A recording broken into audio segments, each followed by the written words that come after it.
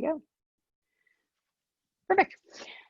So again, up here's our tabs, students.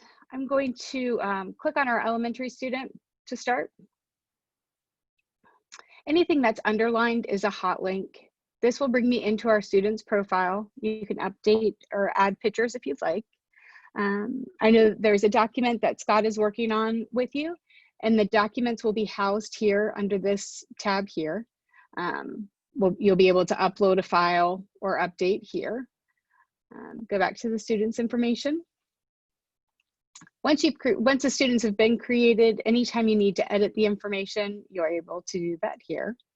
The communications that will go back and forth between your teachers and the students will be logged here in the Communication Center.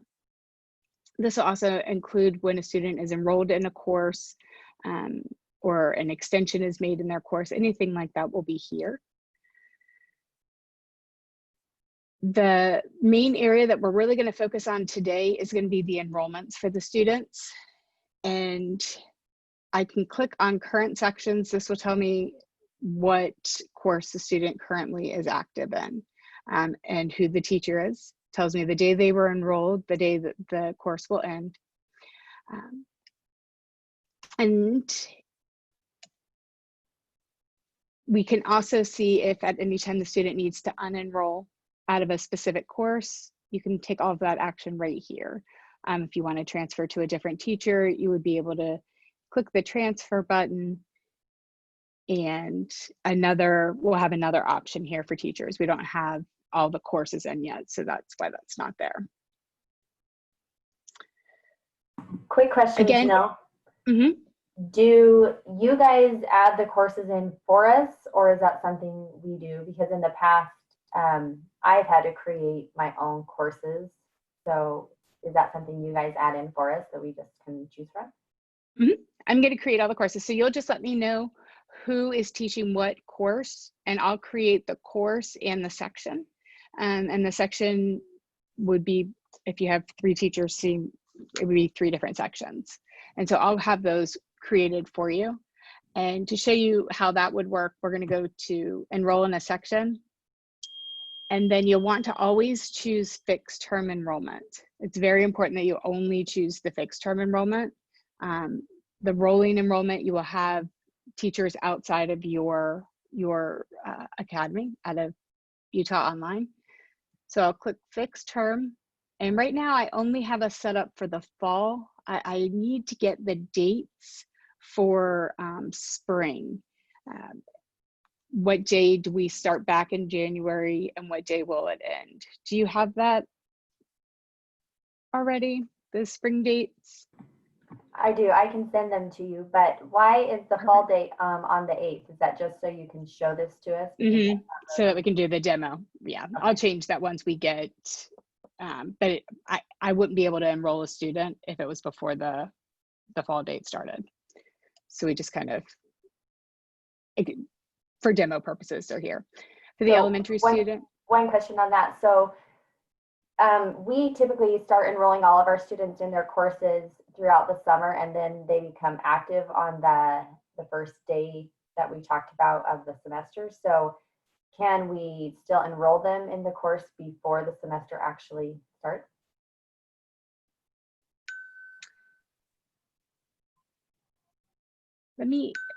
What you'll do is you'll choose this and then their start dates. You'll enroll them today, but then they will not be able to start until the day that you want them to start. So then you would just go from here and choose August 1. So the students will receive an email that will say you've been enrolled in this course and your start date is August 1. And then once you change the start date, we'll go ahead and change that to August 1.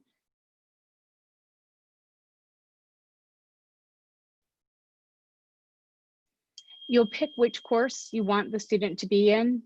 If they're an elementary student, I recommend typing the word grade 4.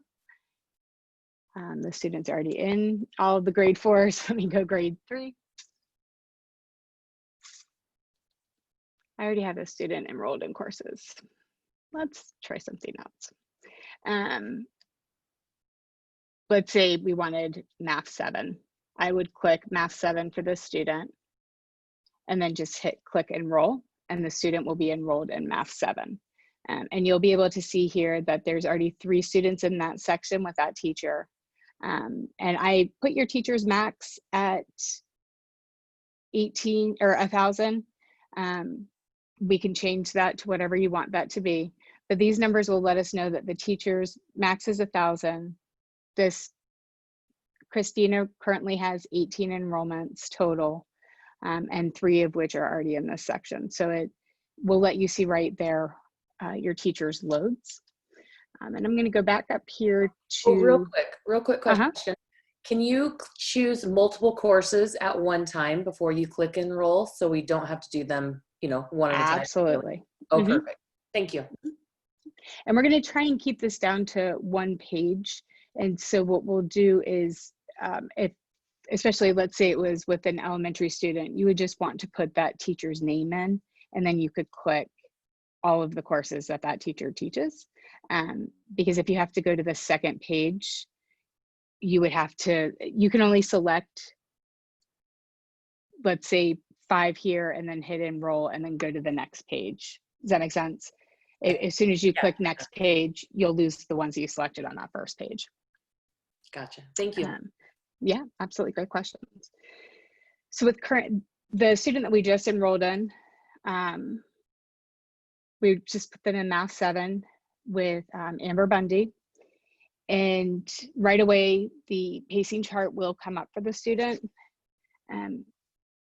Because it's the students in an elementary school, we have it the 257 days for the whole term. If the student needs to be unenrolled, I'm going to go ahead and click unenroll here for them. The drop reason does not matter for us. Any of the information that you want for reporting reasons is what you would put in this area, but you have to select at least the reason. And I'm just going to put here that we were doing this for demo purposes. And I'm going to drop the student, and this will come off the student's enrollment. So it's pretty simple to remove a student from a course, and it's also easy to put them back into the course. If you do drop a student, their progress will not be lost. When you re-enroll them, they'll go right back where they left off. Any questions so far with requests or enrolling in the courses?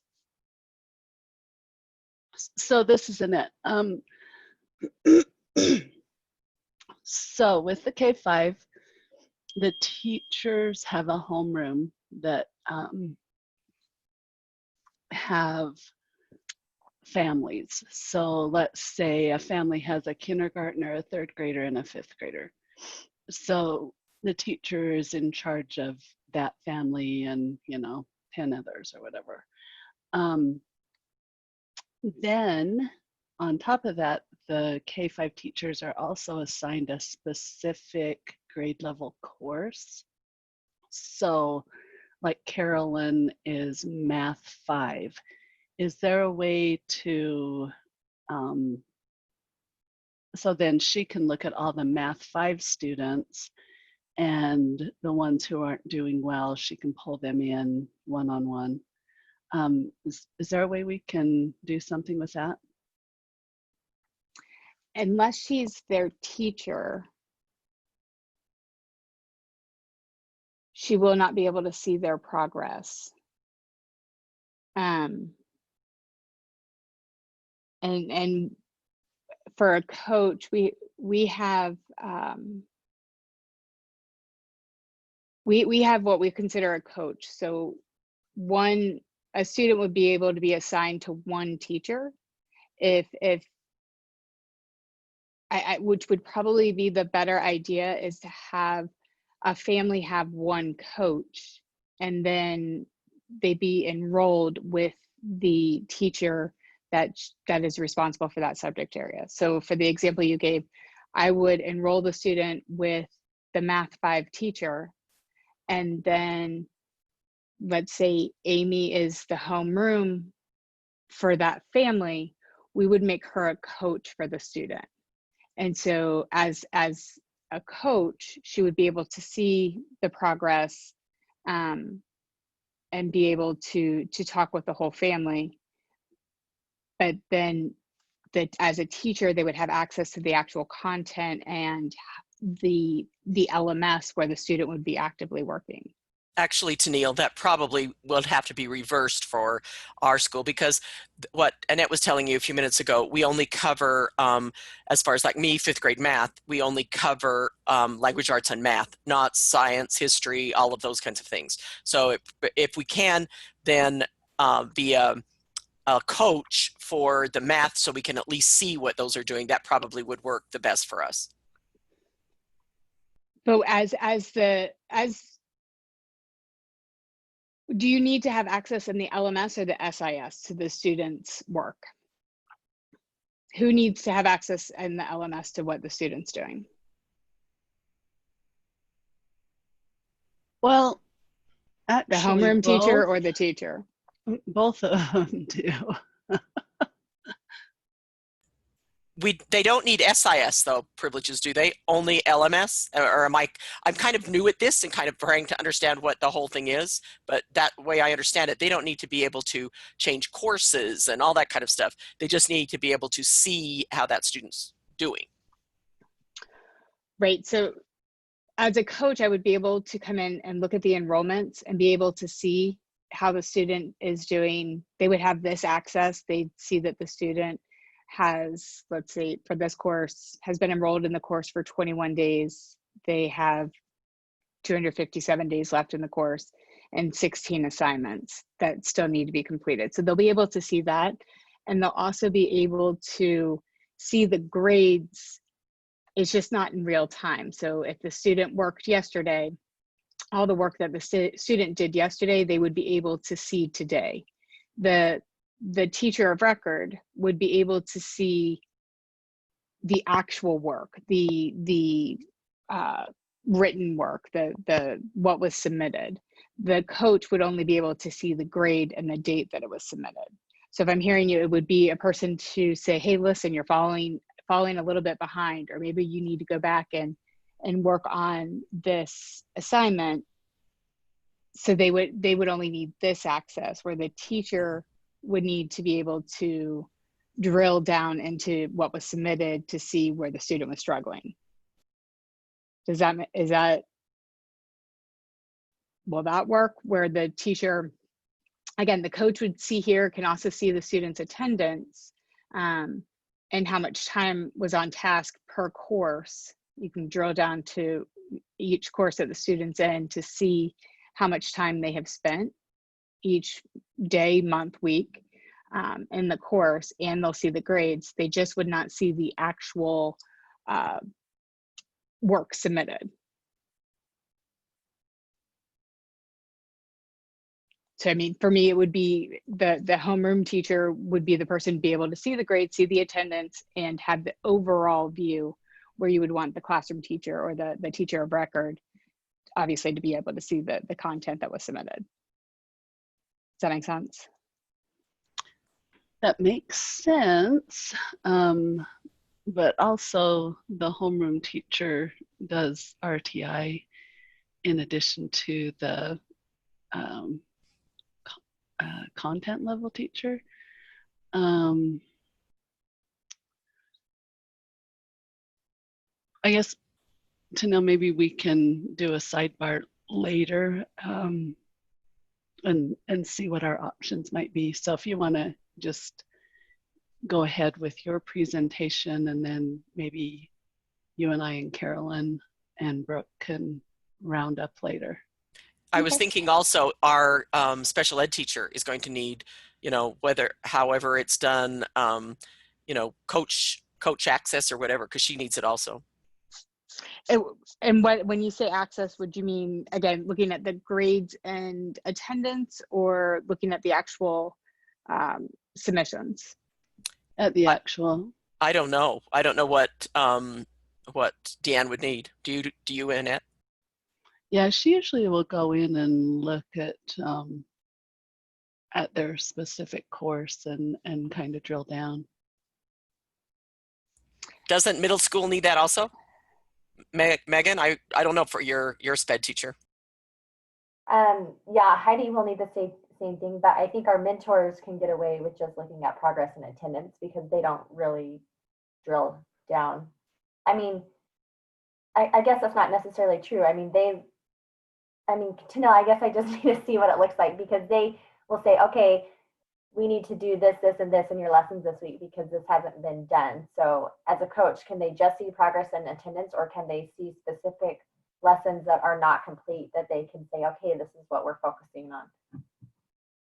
So it would be, these are the graded assignments as to, and it goes in order. They would be able to see the student started here, they still have not done the discussion, they have not finished this unit before they start moving on to the next. So they would be able to see, well, I have all of the courses, let me just choose one here. For example, in civics, so the student started unit 1, and then they should not start unit 2 until they've completed these assignments. So they would be able to have those conversations as to the student's progress and how much time they spent in that course. One question I have looking at this is the due date's all the same. Does that get changed based upon pacing? Not at this time. Right now it is when the course is going to end is where the due date pulls from. Okay. Jennifer, do you know how many view-only teacher roles can be assigned? I would say as many as need to be assigned. I mean, we can assign multiple teachers to courses. Well, that would be great if that can happen. That can happen in the elementary. Yeah. I don't have the solution if we need more for the middle school, high school at this right this second. I just need to think this through. But if Megan, I mean, it may be an instance with the elementary where they just have, sorry for the background, they might have to go directly in to CTN if, but yeah, we can figure that out for sure. okay. Yeah, right now in the middle school, we just have the one teacher who would need access to the course. Just the mentors, I think this could work, this screen right here. The only thing is, I guess they have that pacing bar up at the top. So does it show them where they should be in the course? Like what lesson they should be on? Because that's kind of how our mentors guide their pacing. It's like, oh, well, you should be on unit 5 and you're on unit 3. Yes. So what will happen is as a student progresses through the course, then this bar will start to turn green, and this line should equal out to where this line is. And let me pull up a demo student so we can kind of take a look at what that looks like. And I am sorry for the noise. They are drilling tile above my head. And the place above me. So I'm sorry if you guys can hear that.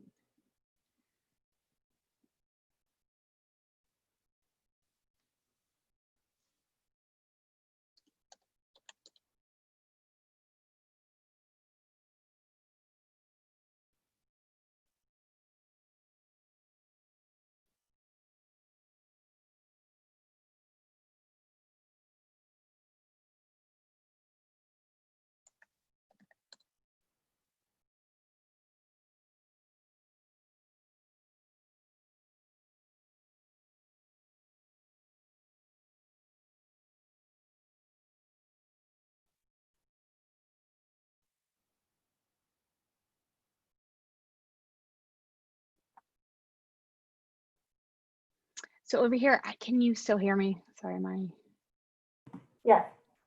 Okay, perfect. So we have, I'm in as a coach, and this is what they would be able to see.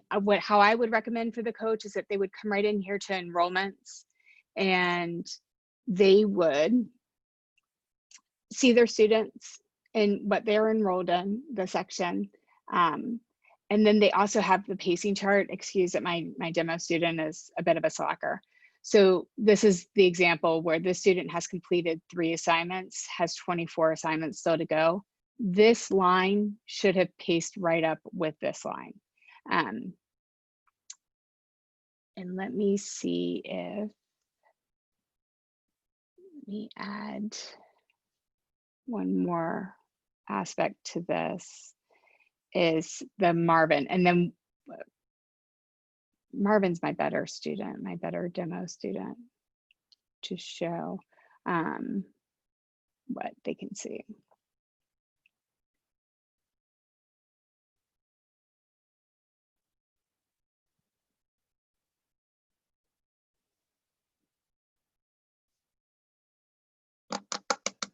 Why is it taking so long?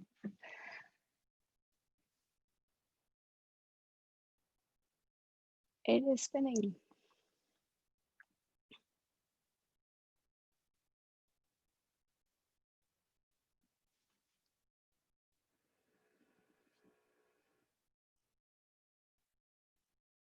Pardon me 1 second.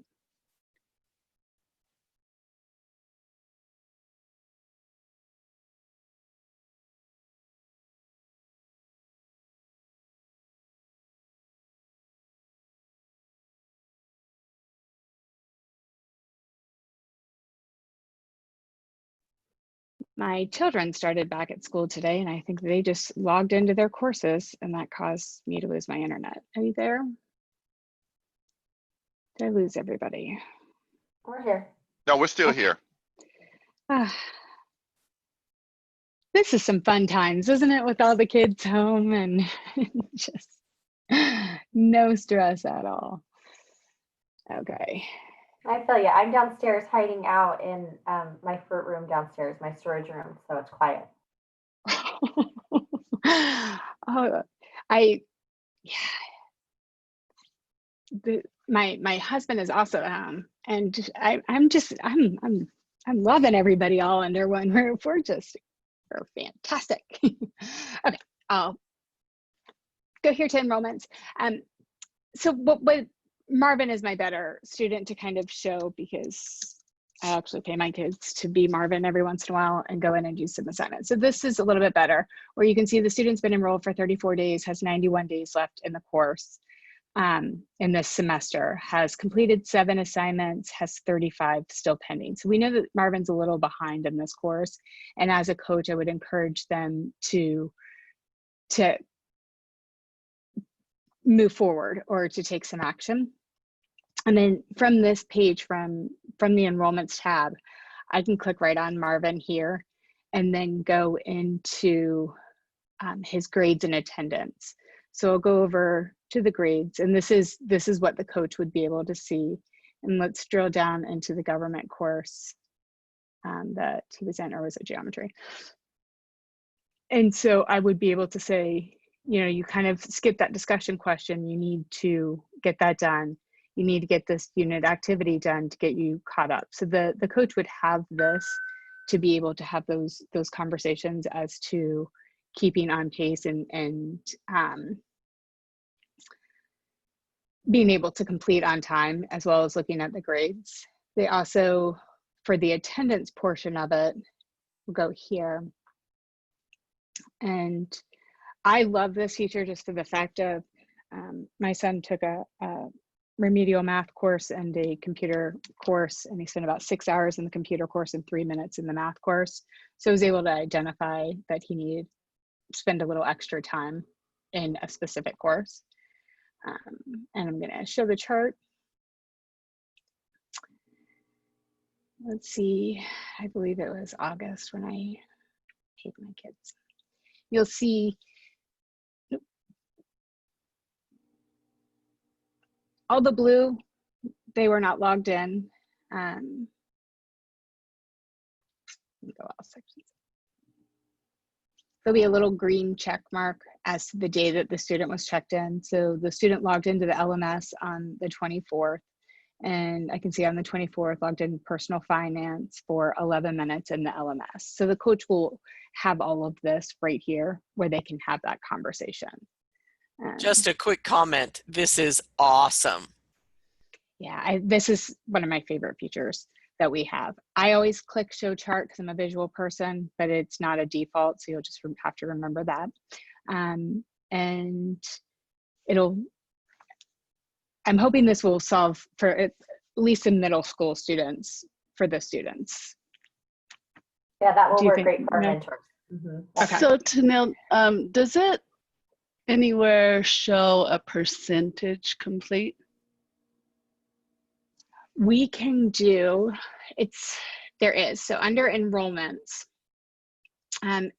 if you prefer numerical, you'll just switch from here to numerical, and then it's going to give you a lot more information. Percent of the assignments complete, percent of the course complete. It also gives that current grade and the course grade. And then this here is where you can unlock the exam. The coaches would be able to unlock that end of semester exam if the teacher's not readily available and wants to be able to unlock that exam for the student. They'd be able to do that here for them. That's more for our academy side with our teachers.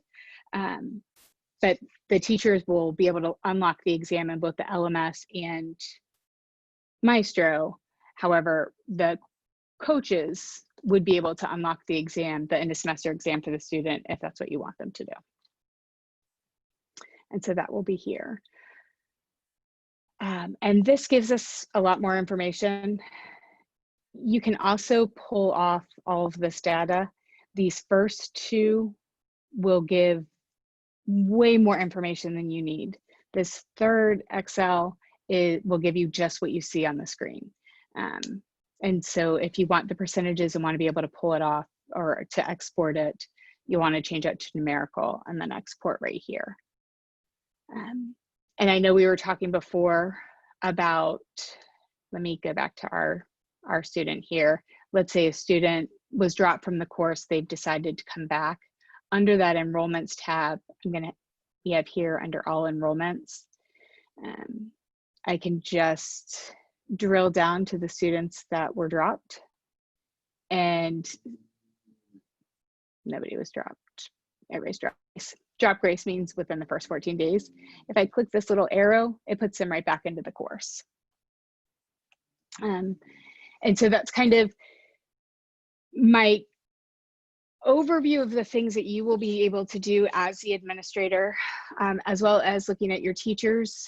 You'll have your teachers role here, and you'll again be able to see how many enrollments they have and how many students. And especially with the elementary students, they'll have probably 5 courses, but only 3 students, or 15 courses and 3 students, just to help level set any and your teachers will be just to level set how many teachers are assigned per section, if you see one starting to get too many. When it comes to the courses and sections, you will have the ability to create the courses and create the sections, but I'm going to strongly encourage you not to. There's LMS codes and different things that I'll have to get from behind the scenes to be able to make those. So you'll just send me an email and let me know what it is that we need to make and do. You'll also have, it'll be the same thing here with your coaches. You'll be able to see what coaches and who they're assigned to. I could click here and I can add students to the coach with their current enrollments, or excuse me, current students, or I could remove based on what they need.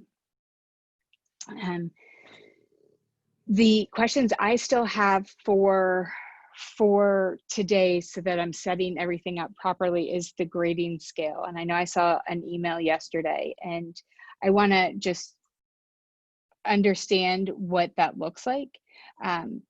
Would there be times where a student would be in 6th grade and have pass fail but taking an 8th grade course, so they would need a letter grade? Or if they're in 6th grade, would it always be pass fail? So it's not pass fail, it's pass or NP, but we talked Yesterday or Monday, I sent this on to Misty or Marty and Philip, asking if we could change that. We would like them to have an A, B, and C, and then a not pass. But to answer your question, if they're a 6th grade student taking an 8th grade course, then they get the 8th grade that goes all the way down to F if they're taking that course. It won't reflect the 6th grade grading scheme. Okay, perfect. And then there was also a question of students that are in 5th grade wanting to take middle school courses. How many students would you have that would be interested in doing that? It's probably less than 15. Okay. So where we can absolutely do that and we will have the students set up for it. I have concerns because it's 2 different LMSs. When the student logs in, they would have their core courses in Calvert LMS, but then the electives or the middle school grades, they would have to log out, come back into Maestro, and then log in to the courseware. So it'd be 2 different platforms that they would be working on. Will that work? If that's the only way it will work, then it will have to work, right? Okay, yeah, at this time, there's not another way that I can think of. So I just want to make sure it's the students I would not put a student that may struggle with the different LMSs and the middle school courses and have to do the two different LMS styles. And to help alleviate that a little bit, we are creating like an orientation course. So they have to do it, the student would have to do that before they could access the course. So that might help them get used to that platform before they. Perfect. Okay, I like that. What questions do you have for me? I have a few questions. So I need more direction and guidance on what our students are expecting. So once they finish their enrollment in Elm and they're moved into Maestro, when or how do they get their login information? So as soon as they were created in the Maestro, an email will go out to the email that was provided with their login credentials. And then once they're enrolled in the course, so over the summer, they'll get another email that'll say you've been enrolled in English 6. This is your username and password. And then what we can do is on August 1st, we can send out their credentials again to say today's your start date, go ahead and log in. So they'll receive them 3 different times. They won't be able to launch the course until August 1st. And then when you say emailed out, is it emailed to the parents' email address or to the students or both? To both email addresses that we have on file. And then can we access that information in the SIS, because we get asked that a lot? They forget their login information. Yes. I do this often, all day. Yep, let me show you how to do that real quick. And I'm going to write out the processes and have the steps to go along with it. So today I really want to kind of, again, explore, especially now we're like with the coaches and everything else, how we'll build everything. And so that this will, you'll have these actual steps. You won't have to remember this. Just a quick comment while you're doing this. Annette, we don't want any student emails in K5, do we? We just want parents, correct? Correct.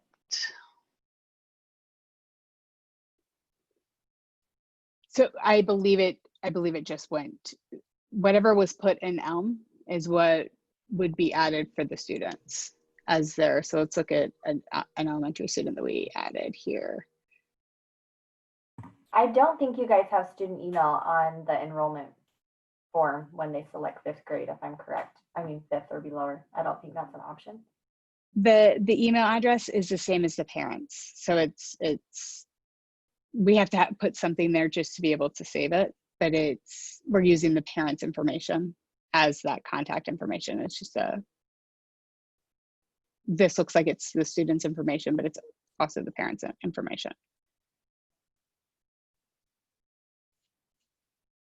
And then to send their credentials under the administration tab, we'll click on view users. And let's say Jordan needs her login sent to her right here. You just click this button and her credentials will come to her. You can do that for everybody that's under this in the system. You can send their login. You can Just also curious, log in. We can send them, but I was curious if we can see them. Can we see what their username and password is? No. You can see their username, you cannot see their password. And their username's here. You really can. So I say no, but let me tell you, you can. So if let's say, let me go to, if for the demo student right here, I'm going to log in as this demo student. And when I log in as the demo student, I can go to their email and you can see their username and password because this is what was sent to them.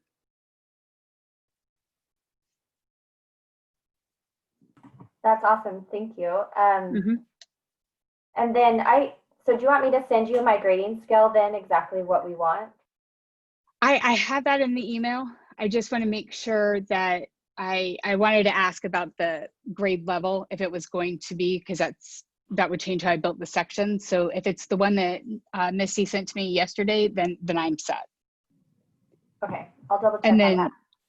Okay. I mean, yeah, if you could send it that way, I have the final one. That'd be great. And then when do you anticipate to have the courses set up so that we can begin enrolling students in those courses? Philip, do you have that answer as to the course? I do not know. Okay. I can double check and get back with you on that. And what I did is with the teachers, I made the sections just for them to see what I thought would be in their fields based on the one email. If there's something that you want a teacher to be able to look at right now before we have those courses, just let me know. And I can create a demo section for them to be able to access in the LMS. And to see that, I know that they're going to have their training, the teacher training, but if you want to have that available for them during that teacher training, I can make sure that's set up for them. Yeah, it would be great if they had that for the teacher training, just because during, when we're not online with you, they're going to be going in and doing GVCs and all that. And I sent out the elementary demo teacher earlier this week. They are currently enrolled in all of the K-5 courses. So they would be able to see that once they have their training. So, and I just want to make sure that we're all on the same page then with the process, because that's what I'm going to work on this afternoon. Once the students are registered, they're going to receive that email that says that they're registered with their username and password. And you will be coming in at some point and doing the direct enroll for the student. Let me go back to, you'll come to your student and you would request the courses. So for Jordan, enroll in a section for what they need, fixed term. We're going to say the fall, and I'll need the spring dates as well.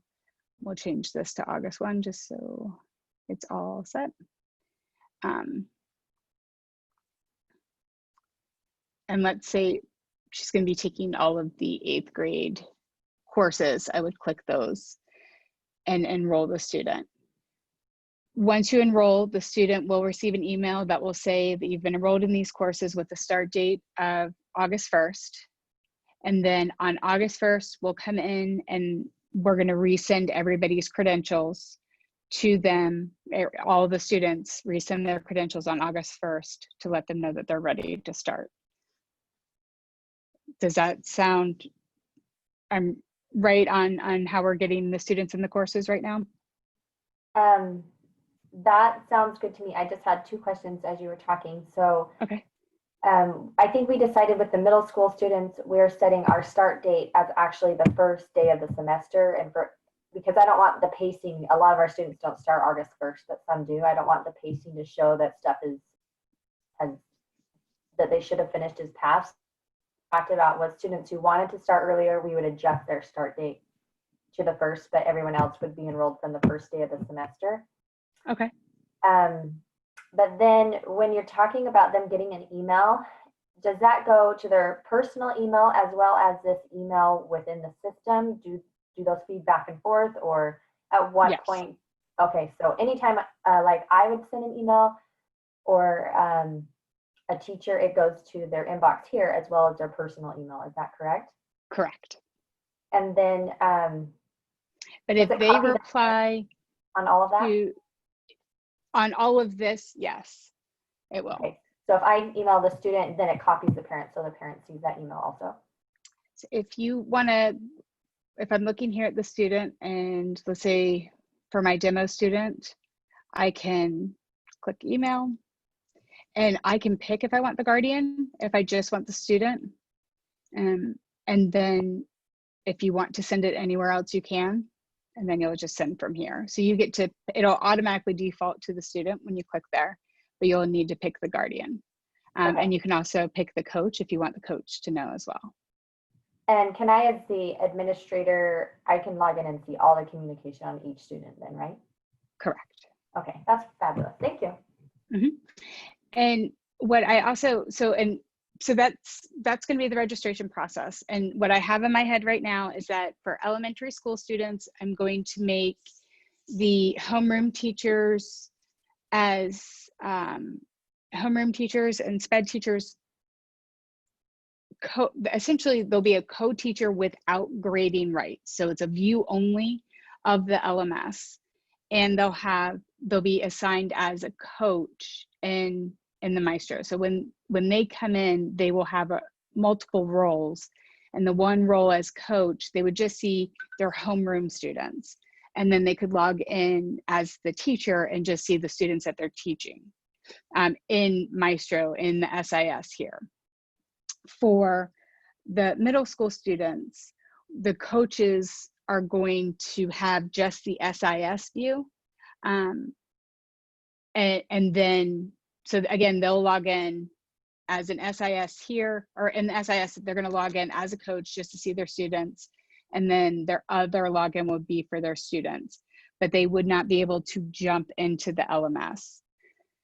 The view only roles for the elementary, there's not a way to jump from Maestro into Calvert. So that they would, to be able to see the actual coursework, they're going to have to go to a second site, to the Calvert site directly to log in. And so that's where I just want to make sure that they need to see that content, because it would be a second login for them. I hope I didn't confuse things as I said that around. The only thing I'm confused about is this teacher coach role, okay? For instance, K5, I know it's totally different. Maybe we need a whole nother meeting for K5, but K5, the homeroom teacher is the one who needs access to everything. They are the ones that really are the ones that meet with families, that follow exact where a student is, blah, blah, blah, all of that stuff. The course that we're over, like me, I'm Math 5, I would need access to see how they're doing and how I can help them, but I don't need as you know, the entire total access. I just need it so I can see what I can do to help them in math. Who would be grading the submitted work? The homeroom teacher. The homeroom teacher is grading the submitted work. Correct. Right, Annette? Unless we're changing things. That's correct. Okay. Okay. This is okay. So the homeroom teacher.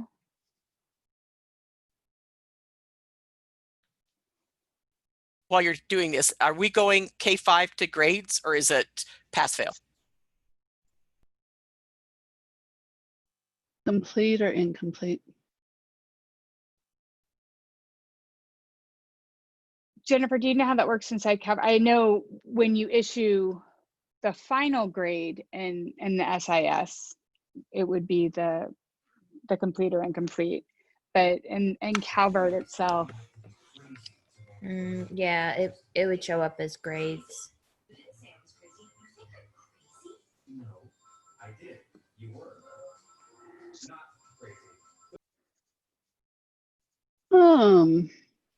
You know, it's interesting because a lot of some parents do want grades and then some don't, but maybe if they were seeing the grades, that would be an impetus to complete.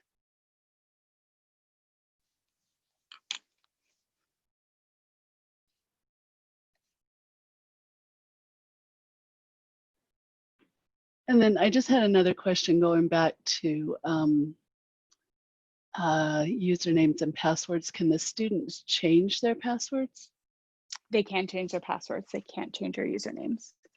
If they go to log in and you log out, I'll show you. When they go to log in, they can click forgot password, and then they'll get the option to reset. So then would we be able to see their password if they forgot it? It would be the same thing as you would go in as the student and look at their mail to be able to see what was mailed to them.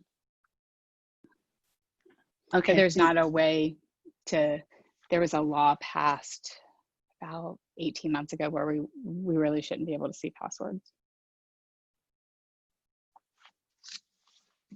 in California. Tanil, can I ask this question? Sure. In the event of a student forgetting their password, is there a way for the staff to reset the password just blindly? Give them a password they can go in and reset. Absolutely. So you can do it either here under the view user, or if we click on students, you can click the little pencil to edit the student's information. And you can change the password right here and hit save. Or if you click on the student themselves, and then there's an option here to edit the student, and you can change the password. And the reason, and the reason I bring that up, and I'm sorry, is as you think about your processes of how your different staff will engage, this may need to be, there may be different scenarios of what and how you do your efforts to get a password. In some instances, you may want to do a hard reset and communicate those practices, and in others, you may just want to go see if you can recover it. But I think that's a process that needs to be communicated, and we can talk about that later. But it was just a thought. I think for K-5, I very seldom need to actually to do a new password. What I love is that ability where you have send right there on that screen, that they just often will say, oh, we forgot our username and password. And so then if I can just resend it to them, that's the best thing. Makes perfect sense. And if for any reason a student should not have access, you can also, if you click, when I created this account, I created it wrong. And so I've inactivated it, and I've also made it where if somebody goes to log in using that username and password, they can't. And that's just by clicking that to red. If for any reason you needed to just suspend somebody's access for a moment, that's how you would be able to suspend their access. But I think we've come up with, definitely hearing that the homeroom teacher grades the assignments has kind of changed how I'll set up your sections and your courses for the K-5.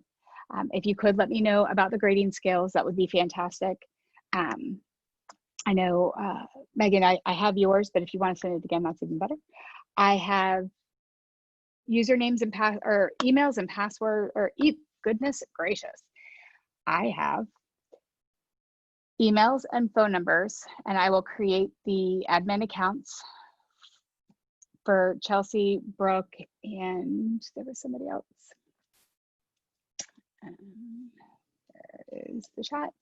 And Carolyn. Carolyn, thank you. Goodness. While I have the microphone again, I don't know if this is the place you're going to talk about it, but for the past 7 or 8 years, I have done the enrollments. Now, not assigning courses, but enrollments for it was K8, now K5. And are we going to address that today, or is that another day?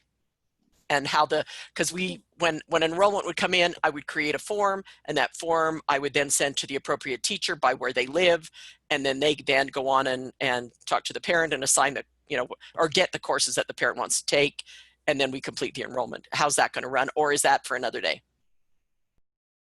So those are the questions that would be here. So once you know what courses that the student wants to enroll in, you would go to the student and enroll them in the course. The process to send to the teacher, for me, it's once you know what the student wants to be enrolled in, you would enroll in their section with the teacher that they should be enrolled with. Actually, it's an odd, different question than that. Sorry. It's not enrolling them in courses. It's it's when they enroll they complete that enrollment form, and so they're now in there. What's the process going to be for me to get a form to the teacher, who's going to then talk to the parent and decide what courses that student wants to take? How's that going to happen?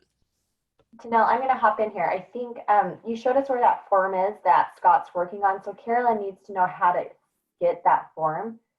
And then also, how does she know who's new into the SIS? Because we have some students still in Elm. So how can she see who's come in, who is brand new that she has not yet created a form for?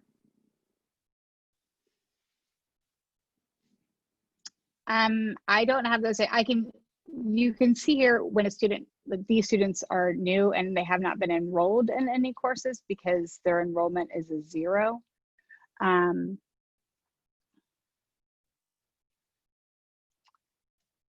the form, I don't know. In the previous school that we've been working with, there was a spreadsheet that I could download, and it would then show me the date the person registered. And so then I just kept a record of who I sent the forms out to later. And so I was able to then merge that spreadsheet with the document that I've created, and then that would create the forms that I would be able to send to the teachers. Is there, anything like that? And again, maybe this isn't the day to talk about that. I just wanted to know what's going to happen there. There's not a date associated with it. If you click on ID here, you'll see that I created demo D before B, which sounds like me. C, D, E, F. You can see this is the order, and the last student that was added is this student right here. If I click on the student's name, I can see the date that they were added if I click on edit student, but there's not a way to do this in a spreadsheet. I can just click right here and I can see on March 26th, this student was added. Added in what way? Is this I'm sorry to ask all these stupid questions. No, these are great questions. Okay. On our site, our parents go in, and they're brand new parents. They're not the ones we're going to give over to you that are already enrolled. A brand new parent goes in and says, I want to enroll in Utah Online School. So they go to the site, they click enroll, they fill out that form. Okay, where does that go? That's what I'm talking about. Not okay, sorry. One of our registration people are going to add them. They're going to take the information from Elm, and they're going to add them to the student information system. From there, it was my understanding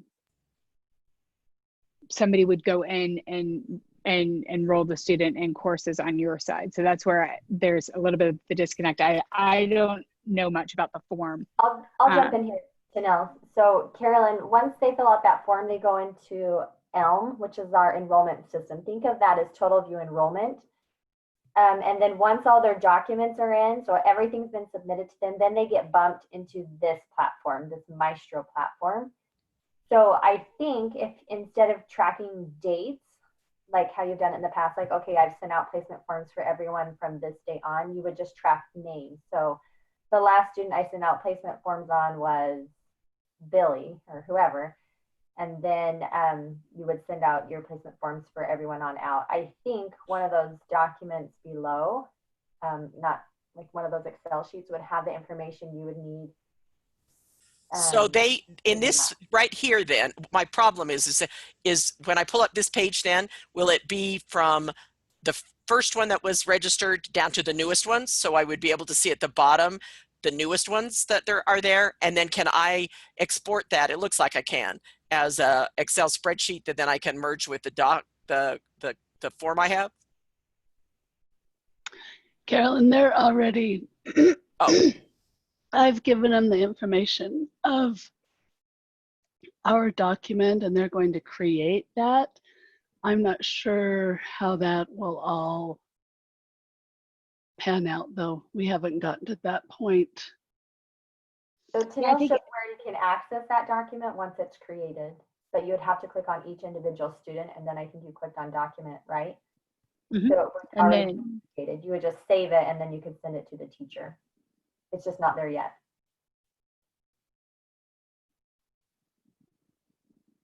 This is where we would house those documents for the student.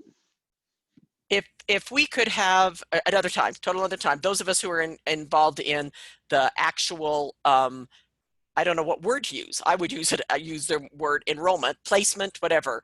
Those of us that are involved in that, is that Lindsay? Is that you and Chelsea and me? I don't know. Anyway, if we could have a little meeting like this to really show us that process. Right now, it's just making 0 sense. Okay, we can do that. I know Scott is working on the form, and we'll figure out how to where we'll get one stored in to use for the demo. Because I'm still unclear as to the connection with the form. I'm just trying to understand what we're trying to solve for. So on that form, it shows the courses that the student would need to take. Is that what we're missing? It has the students, the parents' information, the address, the birth date, the grade level, and then courses. And then the teacher would go in and call the parent and say, what would you like to sign your student up for? The teacher does that, then they email it to me, and then I place the student in those courses. So I think what we would do is that, just hearing you say that, whoever the teacher is, you would assign the student to the teacher right here. So let's make them the coach, and I would edit this student and I would assign them a coach. The teacher would get an email and say, you are assigned this student. And then from there, they would know that they need to reach out, and they'll have all of that information. So I'm assigning Aiden, and I don't want to use an actual student. Let me stop this, but I'm assigning Aiden to Coach Thor, and then that teacher would know that they need to take action. I think where we still need to tighten up the process is how the teacher would let you know that they've received that information and it's time to be enrolled.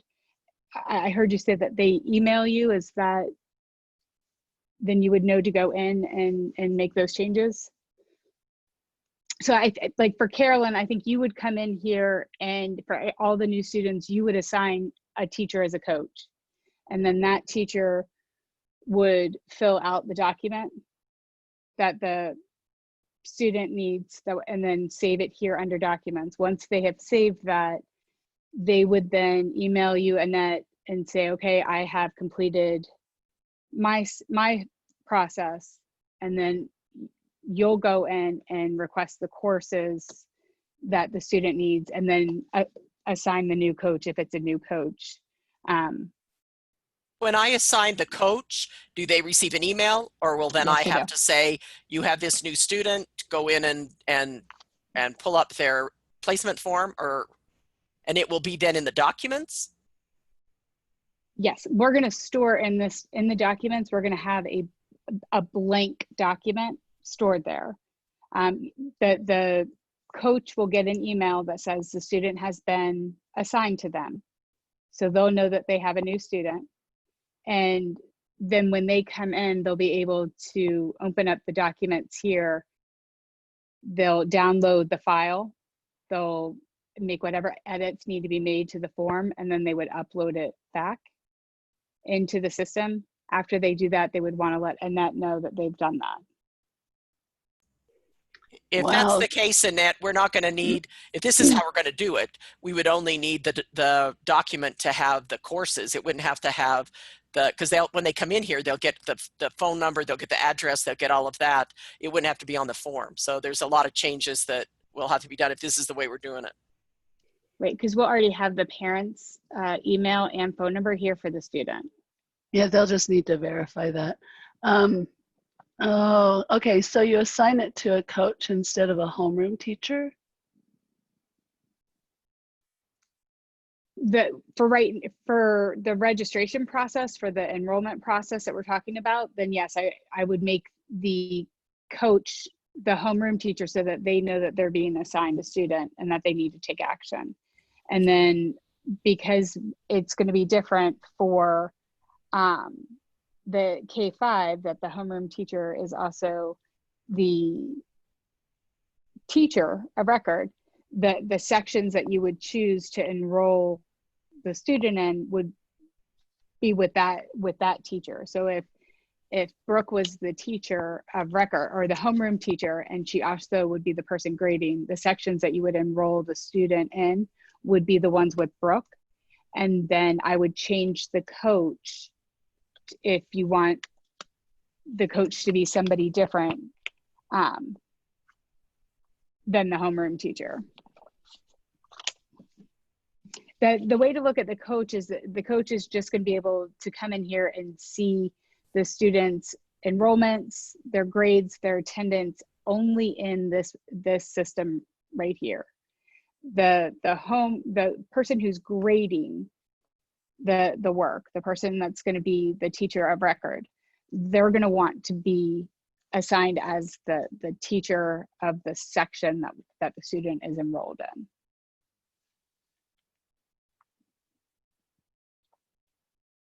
Because then they'll see both the LMS and the student information system. And we can set this call up again. We can do another hour session of when we have the form, and we can go step by step. This is exactly, if that works for you. And I'm just throwing this out here as a solution to reduce the amount of steps that you'll need. That would be very helpful because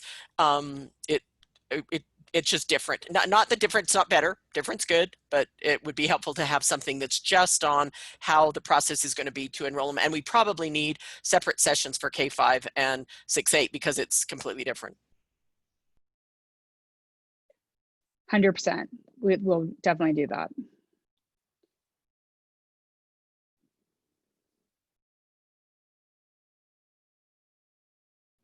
Do we have any other questions or anything else that I can address today? Just one other one that I have. Back on the page that you showed us that there were the two ways to view the student. One was as I recall, I can't remember now, a graph form, and the other was, isn't that weird? I can't remember. I wanted to just clarify there you go, that's the one. That little black line, is that little black line, actually go back to the other one. Is that little black line where they should be? I know. Yes. That's where they should be. Okay, perfect. That's all the question I had. Yep. So it's a quick, and when the student logs in, I have their view. I had their view. Let me see if I still have Marvin somewhere. The student sees the exact same chart. So they know if they're on pace or off pace. Sometimes the color will be yellow and green. Sometimes it'll be red and blue. Ignore the colors. It just has to do with end dates at times. But the goal is that the student is matching right up with, if they're ahead of pace, they're ahead, and if they're behind, then they're behind. So does it show the student like a percentage though?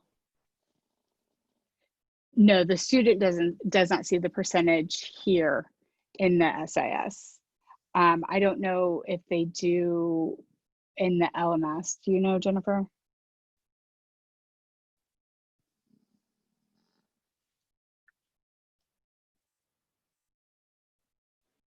You know, I think they do, if I recall. So when they're logged into Calvert, they would see their percentage. I do believe they can as well, but I'm afraid to say yes without knowing for certain. I'm always Sorry, the percentage of completion or performance? Yep, they'll see both. perfect.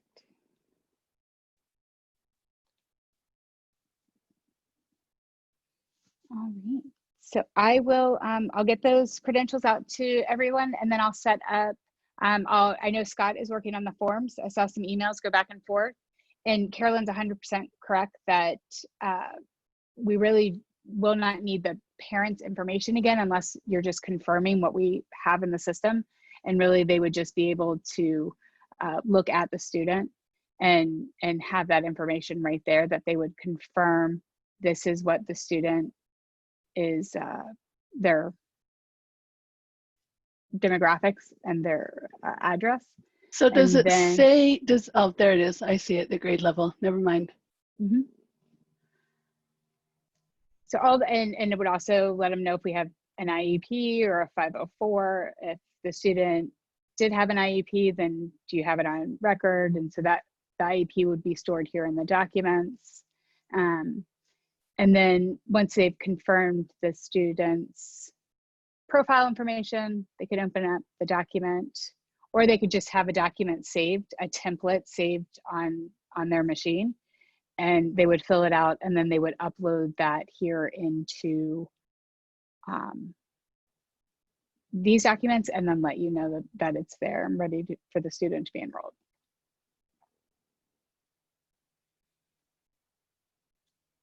But we'll set up a call once we have those documents and go through from beginning to end as to what everything should look like. Does that work for everyone?